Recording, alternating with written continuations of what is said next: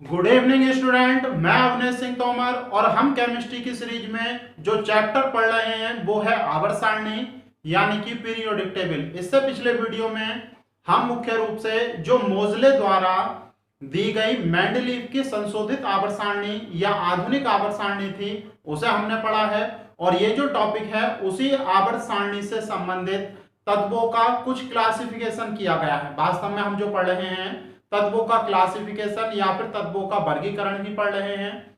तो उस आवर्त सारणी के आधार पर और उन तत्वों के अलग अलग गुणों के आधार पर तत्वों का वर्गीकरण किया गया था और उन्हीं को मैंने यहाँ पर लिखा है, इन्हें हम एक्सप्लेन करेंगे भाई। तो अगर आपने इससे पिछला वीडियो नहीं देखा है तो पहले मेंडलीव की आधुनिक आवर्त सारणी जरूर पढ़ लें और उसे देख जरूर लें और उसे अपने पास एक पेपर में लिख जरूर लें भाई, क्योंकि ये जो सारे तत्व हैं उसी से संबंधित डेफिनेशन है और इन्हें हम पढ़ने वाले हैं जब हम जो वर्तमान में दीर्घाकार आवर्त सारणी है उसे पढ़ेंगे। तो इनमें से कुछ डेफिनेशन है उनके मीन्स बदल जाएंगे, जो बदलाव हुए हैं उनके आधार पर उनके अर्थ परिवर्तित हो जाते हैं भाई। तो अगर आपने पिछली वीडियो नहीं पढ़ी है तो पहले उसे पढ़ें, उसमें जो भी आवर्त सारणी बताई गई है उसे ध्यान से पढ़ें और लिखें, तब ये चीजें आपको बहुत अच्छी तरह से समझ में आएंगी। और वीडियो को आप लास्ट तक देखें और वीडियो आपको पसंद आता है तो वीडियो को लाइक जरूर करें और ज्यादा से ज्यादा जितने भी आपके साथी फ्रेंड हैं उन सभी को शेयर जरूर कर दें भाई इस वीडियो को। तो हम पढ़ते हैं इन टॉपिक को एक एक करके भाई। सबसे पहले हम पढ़ने वाले हैं प्रतिरूपी या टिपिकल एलिमेंट, ELE एलिमेंट लिखा है मैंने, या फिर इसी को हम कहते हैं निरूपक तत्व या रिप्रेजेंटेटिव एलिमेंट, दोनों आप कह सकते हैं। या तो प्रतिरूपी टिपिकल एलिमेंट कह सकते हैं, नहीं तो निरूपक तत्व या फिर रिप्रेजेंटेटिव एलिमेंट कह सकते हैं। तो कहते किसे हैं, बिल्कुल सीधे सीधे शब्दों में आपको याद रखना है। कल हमने पढ़ा था मूल आवर्त सारणी में जितने भी तत्व थे उन्हें दो तरह से व्यवस्थित किया गया था, एक तो क्षैतिज कॉलम में और दूसरे खड़े कॉलम में। जो क्षैतिज कॉलम थे उन्हें आवर्त कहा गया और जो खड़े कॉलम थे उन्हें वर्ग। तो उन्हीं की हम बात कर रहे हैं। जो आवर्त दो था और जो आवर्त तीन था, आवर्त दो और आवर्त तीन के तत्वों को ही, इन दोनों के तत्वों को ही हम किस नाम से जानते हैं भाई, निरूपक तत्वों के नाम से जानते हैं। किस नाम से जानते हैं, निरूपक तत्व या प्रतिरूपी या फिर रिप्रेजेंटेटिव एलिमेंट के नाम से जानते हैं। मैं आपको यहां पर लिख भी देता हूं किसे किसे हम कहते हैं। जैसे सबसे पहले आपने आवर्त दो में जो पहला तत्व पढ़ा था वो लिथियम पढ़ा था भाई, उसके बाद बेरिलियम, उसके बाद बोरॉन, उसके बाद कार्बन, उसके बाद नाइट्रोजन, ऑक्सीजन, फ्लोरीन। अगला लिखना चाहते हैं तो नियोन लिख सकते हैं, लेकिन नियोन तक हम जाते नहीं है भाई, तो इसे आप रहने दें, फ्लोरीन तक ही रहने दें। क्लियर है। आवर्त तीन में आपने पढ़े थे लिथियम के बाद sodium, magnesium, aluminium, silicon, phosphorus, sulphur, इसके बाद देखो सल्फर और इसके बाद ये क्लोरीन। तो ये जितने भी तत्व हैं आवर्त दो के ये सारे तत्व और आवर्त तीन के ये सारे तत्व सभी के सभी क्या कहलाते हैं, निरूपक तत्व या फिर रिप्रेजेंटेटिव एलिमेंट कहलाते हैं। आप अगला भी लिख सकते हैं। देखो इसके बाद अगला जो होता है फ्लोरीन, नियोन और ये आर्गन। तो इन सभी तत्वों को आप किस नाम से जानते हैं भाई, निरूपक तत्वों के नाम से जानते हैं। ये वाली बात आपको याद रखनी है। देखो अब निरूपक तत्वों का मतलब क्या होता है तो आप ध्यान रखेंगे। देखो अगर इसी सीरीज को हम नीचे की ओर बढ़ाएं, lithium, sodium, potassium, rubidium, caesium और फ्रांसियम, ये सारे तत्व होते हैं और इसी के ऊपर होता है हाइड्रोजन। तो ये सारे के सारे तत्व कहलाते हैं क्षार धातु। किस नाम से जाने जाते हैं भाई, क्षार धातु। आपको ये तो पता चल गया निरूपक तत्व किसे कहते हैं, आवर्त दो और आवर्त तीन के तत्वों को ही निरूपक तत्व कहा जाता है। इसका मीन्स और समझ लें। रिप्रेजेंटेटिव का मतलब होता है वे तत्व जो अपने समूह के लक्षण को निरूपित करते हैं, अपने समूह के लक्षण को निरूपित करते हैं। उन्हीं तत्वों को हम किस नाम से जानते हैं भाई, निरूपक तत्वों के नाम से। कहने का मतलब यह है लिथियम और सोडियम के जो गुण होंगे, लिथियम और सोडियम के जो गुण होंगे, जो प्रॉपर्टी होंगी, वर्ग में उपस्थित बाकी के सभी तत्वों के भी गुण वही होंगे। क्योंकि हमने पहले वर्ग में मुख्य रूप से ये पढ़े थे ए और बी, उपवर्ग ए और उपवर्ग बी। तो उपवर्ग ये तो आ गया भाई, उपवर्ग बी क्या था, कॉपर, इसके बाद था सिल्वर और इसके बाद था आपका एयू। तो ये हमने पढ़े थे। देखो, तो आपको याद रखना है कि किसी भी वर्ग के आवर्त 2 और 3, आवर्त 2 और 3 के तत्वों को ही निरूपक तत्व या रिप्रेजेंटेटिव एलिमेंट कहते हैं। क्यों? क्योंकि अपने पूरे ग्रुप का ये प्रतिनिधित्व करते हैं। प्रतिनिधित्व का मतलब है जो गुण इनके होंगे वही गुण किसके होंगे, बाकी के नीचे के सारे तत्वों के गुण होंगे। इसीलिए इन्हें किस नाम से जाना जाता है भाई, निरूपक तत्वों के नाम से जाना जाता है। तो आप इस वाली बात को समझ गए होंगे और याद रखना इस बात को। अब देखो अगला पढ़ते हैं हम विकर्ण संबंध यानी कि डायगोनल रिलेशन। देखो ये वाला जो क्वेश्चन है डायरेक्ट भी पूछा जाता है भाई, क्षार धातुओं में कौन कौन निरूपक तत्व हैं, क्षार धातुओं में कौन कौन निरूपक तत्व हैं। तो क्षार धातुओं में लिथियम और सोडियम। अगर आपसे ये पूछ ले क्षारीय मृदा धातुओं में, क्योंकि पिछले वाले वीडियो में मैंने बताया था वर्ग 1 के क्षार धातु कहलाती है, वर्ग 2 में क्षारीय मृदा धातु। तो अगर आपसे पूछे क्षारीय मृदा धातुओं में निरूपक तत्व कौन से हैं, तो आप बता सकते हैं बेरिलियम और मैग्नीशियम। अगर आपसे हैलोजनों में पूछे, आपसे क्या पूछे भाई, हैलोजन में निरूपक तत्व कौन से हैं, तो हैलोजन में निरूपक तत्व कौन कौन से हैं, फ्लोरीन और क्लोरीन, फ्लोरीन और क्लोरीन। अगर आपसे पूछे कार्बन परिवार, कार्बन परिवार के निरूपक तत्व कौन कौन से हैं, तो आप बता देंगे कार्बन और सिलिकॉन। तो अब तो क्वेश्चन को आसानी से हैंडल कर सकते हैं। किसी भी परिवार विशेष का नाम देगा और आपसे डायरेक्ट पूछेगा कि कौन से इसके निरूपक तत्व यानी कि रिप्रेजेंटेटिव एलिमेंट हैं, तो आप आसानी से बता सकते हैं। आवर्त 2 और 3 के तत्व आसानी से याद कर सकते हैं, क्योंकि मैंने आपको स्टार्टिंग में ही लिखा दिया था भाई कि 1 से लेकर 30 तक के तत्वों के परमाणु क्रमांक और उनके नाम और उनके प्रतीक, तो आप आसानी से याद कर सकते हैं। क्लियर है? अब अगला देख रहे हैं हम विकर्ण संबंध, डायगोनल रिलेशन। विकर्ण संबंध या फिर डायगोनल रिलेशन होता क्या है, बहुत ध्यान से समझना। देखो सारी चीज अभी आपकी क्लियर हो जाएगी। पहले जो मैं बोल रहा हूं पहले वो ध्यान से समझे। देखो कल जो हमने पढ़ा था उसमें मैंने आपको ये बताया था कि मोजले ने एक वर्ग में उन्हीं तत्वों को रखा था जिनके सभी गुण एक समान होते हैं, और दूसरे वर्ग में यानी कि देखो ये आपका वर्ग 1 है, ये वर्ग 2 है, ये 3 है, ये 4 है, ये 5 है, ये 6 है, ये 7 है, सही है, और ये आपका 9वां वर्ग है। बीच में 8वां छोड़ दिया है भाई, बीच में 8वां छोड़ दिया है। तो आप याद रखेंगे एक ही वर्ग में केवल उन्हीं तत्वों को रखा जाता है जिनके सभी गुण एक समान होते हैं, और दूसरे वर्ग में जो तत्व होते हैं उनका कोई भी गुण पहले वाले वर्ग के गुणों से नहीं मिलता है। यानी कि एक वर्ग के तत्वों का कोई भी गुण दूसरे वर्ग के तत्वों के गुणों से नहीं मिलता है। लेकिन बाद में जब और अध्ययन किए गए, बाद में जब और अध्ययन किए गए तो एक नई बात निकलकर सामने आई कि आवर्त 2 और आवर्त 3 ये डेफिनेशन है। विकर्ण संबंध किसे कहते हैं आप डेफिनेशन के तौर पर लिख सकते हैं। मैं बोल रहा हूं भाई आवर्त 2 और आवर्त 3 के कुछ तत्व, आवर्त 2 और आवर्त 3 के कुछ तत्व, या फिर आप इस डेफिनेशन को ऐसे कह सकते हैं आवर्त 2 के कुछ तत्व आवर्त 3 के उन तत्वों से गुणों में संबंध दर्शाते हैं। आवर्त 2 के कुछ तत्व आवर्त 3 के कुछ तत्वों से गुणों में संबंध दर्शाते हैं जो उनकी विकर्ण के सम्मुख होते हैं। लिथियम के सामने की विकर्ण ये होगी, जैसे ये आपके पास कोई वर्ग या आयत है, इसकी विकर्ण यही तो होगी भाई। अगर लिथियम वाले बॉक्स की विकर्ण है तो ये होगी, यानी कि लिथियम किसके सामने है विकर्ण में, मैग्नीशियम के। अगर बेरिलियम की विकर्ण देखें तो एल्यूमिनियम के, बोरॉन की विकर्ण देखें तो सिलिकॉन के, कार्बन की विकर्ण देखें फास्फोरस, नाइट्रोजन की सल्फर, ऑक्सीजन की क्लोरीन। तो ये है, देखो फिर मैं रिपीट करता हूं कि विकर्ण संबंध क्या होता है।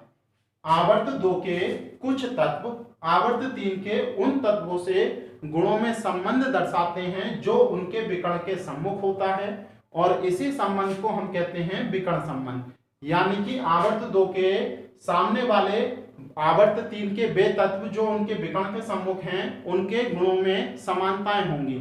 जबकि पहले ये बात मना करी गई थी, लेकिन बाद में जब अध्ययन किए गए तो ये पता चला एक वर्ग के तत्व दूसरे वर्ग के तत्वों से गुणों में कुछ समान हो सकते हैं, और ये समानता कहाँ पाई जाती है, आवर्त 1 और आवर्त 2 के तत्वों में। तो आप याद रखेंगे, देखो मैं नीचे लिख देता हूं कौन कौन से तत्वों में विकर्ण संबंध होता है। ये क्वेश्चन बहुत पूछा जाता है। लिथियम का विकर्ण संबंध किसके साथ बन रहा है भाई, मैग्नीशियम के साथ। बेरिलियम का किसके साथ बन रहा है, एल्यूमिनियम के साथ।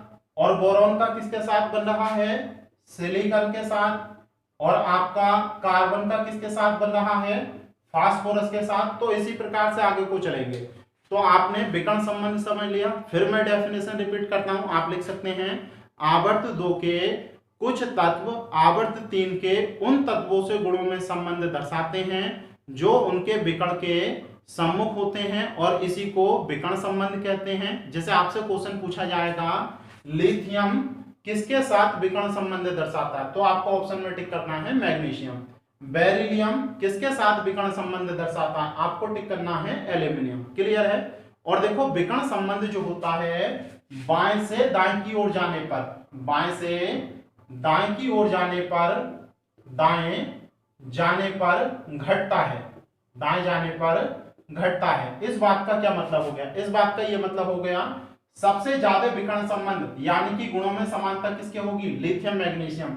उसके बाद उससे कम इसमें हो जाएगी, और कम किसमें हो जाएगी, और आगे को जैसे जाएंगे कम होती रहेगी। तो अगर आपको 4 पेयर दे दिए, वैसे ये एनडीए सीडीएस में पूछा जाता है अभी क्वेश्चन, अगर आपको ये 4 पेयर दे दिए और आपसे पूछे सबसे ज्यादा विकर्ण संबंध किसमें होगा, तो सबसे ज्यादा लिथियम और मैग्नीशियम के मध्य। इसका मतलब ये है सबसे ज्यादा गुणों में समानता किसके होगी, लिथियम और मैग्नीशियम के गुणों में समानता होगी।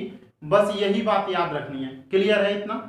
तो आप याद रखेंगे जो विकर्ण संबंध होता है वो 2 और 3 के तत्व दर्शाते हैं भाई, बाएं से दाएं की ओर जाने पर घटता है, और सबसे ज्यादा विकर्ण संबंध लिथियम और मैग्नीशियम के मध्य होता है। क्लियर है, इससे ज्यादा आपका नहीं पूछा जाना। इसके बाद हम पढ़ते हैं सेतु तत्व या ब्रिज एलिमेंट।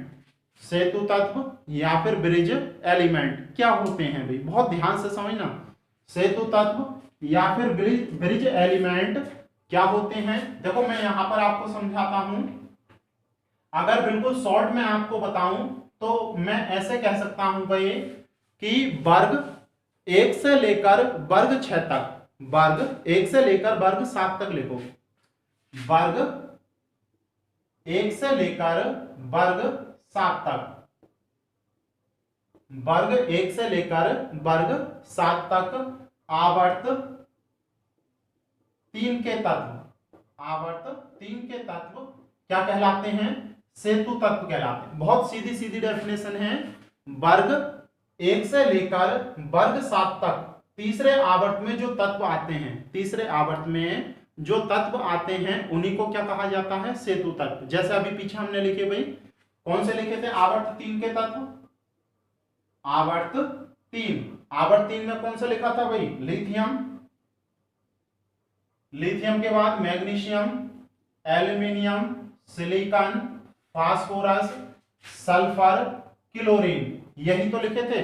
तो ये सारे के सारे तत्व क्या कहलाते हैं भाई, सेतु, क्या कहलाते हैं, सेतु तत्व कहलाते हैं। तो बिल्कुल रट लो, आवर्त 3 के तत्वों को किस नाम से जाना जाता है, सेतु यानी कि ब्रिज एलिमेंट। अब इस बात का मतलब क्या होता है, आप बहुत ध्यान से समझें कि हम पढ़ चुके हैं भाई, ये वर्ग 1 है, ग्रुप 1, क्या है ये, ग्रुप 1, और इसमें कौन कौन से तत्व हैं, hydrogen, lithium, hydrogen, lithium, sodium, और सोडियम, इसके बाद पोटेशियम, रुबिडियम, सीजियम और फ्रांसियम, यही तत्व पड़े भाई। और इसका जो दूसरा उपवर्ग है उसमें कौन कौन से हैं, उसमें हमने पढ़ा एक तो कॉपर होता है, कॉपर के साथ और कौन सा होता है भाई, एक कॉपर होता है, और देखो मैं ये चीज रख कर देता हूं, कॉपर के साथ होता है चांदी, और चांदी के साथ होता है सोना। तो ये सारे तत्व वर्ग एक में हैं। ये जो है उपवर्ग फर्स्ट ए कहलाता है, उपवर्ग फर्स्ट ए, और ये वाले जो हैं उपवर्ग फर्स्ट बी।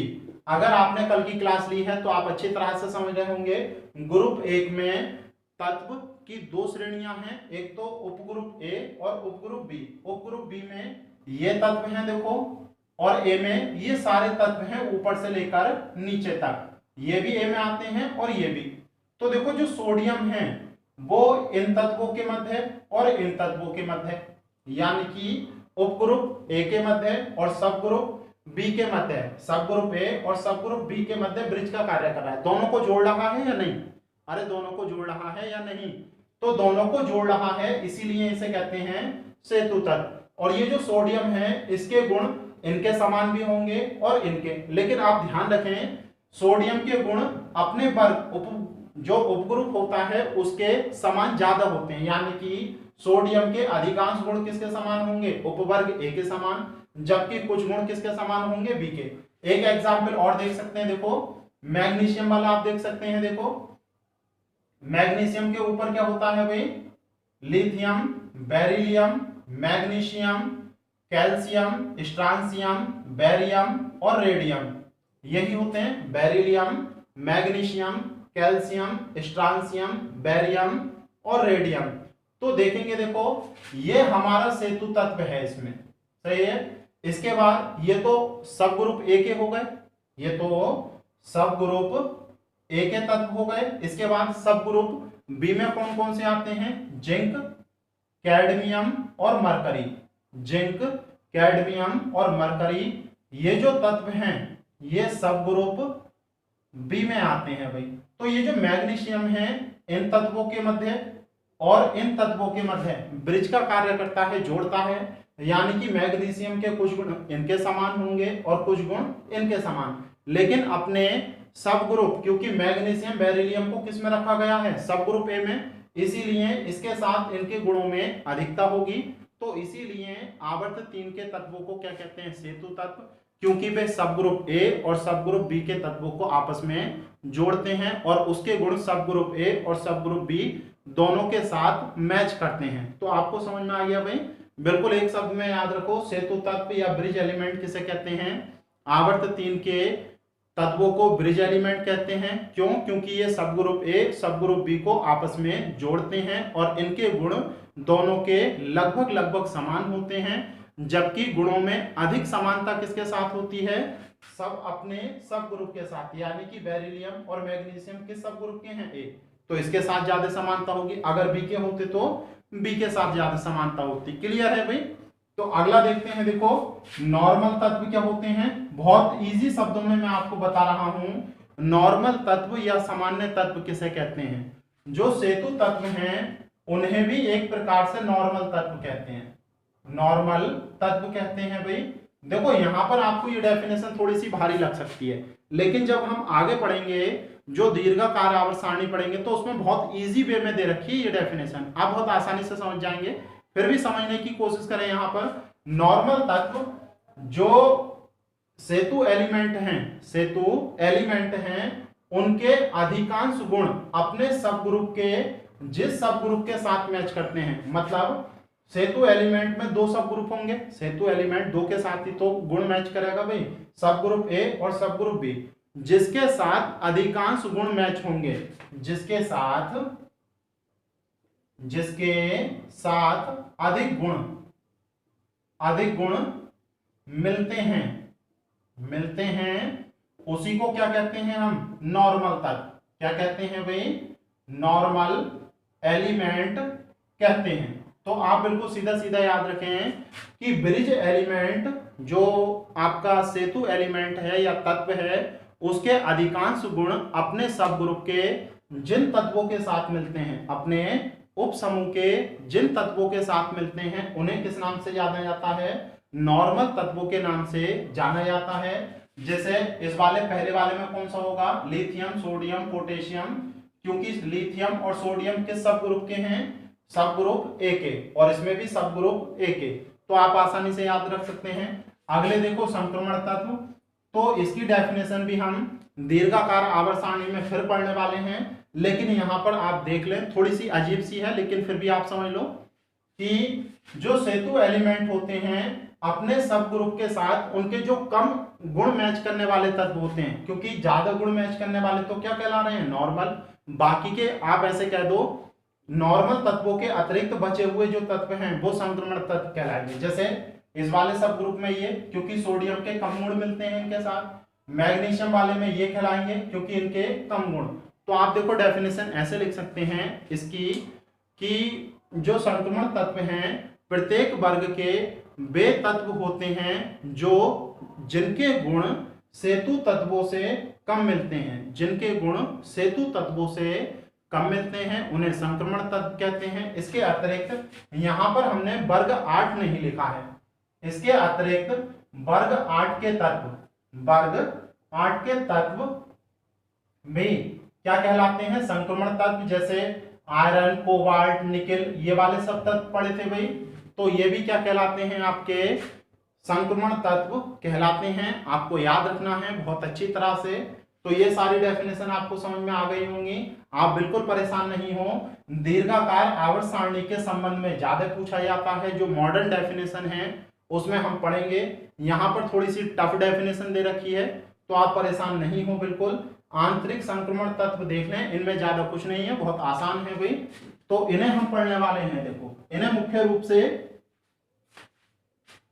देखते हैं। देखो आंतरिक संक्रमण तत्व क्या कहलाएंगे, आपको अगर याद हो तो जब हम पिछली वाली आवर्त सारणी पढ़ रहे थे मेंडलीव की आधुनिक आवर्त सारणी, तो मेंडलीव की आधुनिक आवर्त सारणी में मैंने आपको बताया था कि कुछ तत्व ऐसे हैं जिन्हें आवर्त सारणी में स्थान नहीं दिया गया है, उन्हें आवर्त सारणी के नीचे दो श्रेणियां बनाकर रख दिया गया, एक तो लेंथेनाइट तत्व और दूसरे एक्टिनाइट तत्व। देखते हैं, देखो पहली जो सीरीज थी वो परमाणु क्रमांक कहां से चल रही थी भाई, 58 से 71 तक, 58 से 71 तक इन्हें, ये परमाणु क्रमांक है, परमाणु क्रमांक सीरियम से स्टार्ट हो रहे थे लॉरेंसियम तक, तो ये कहलाते हैं लेंथेनाइड श्रेणी के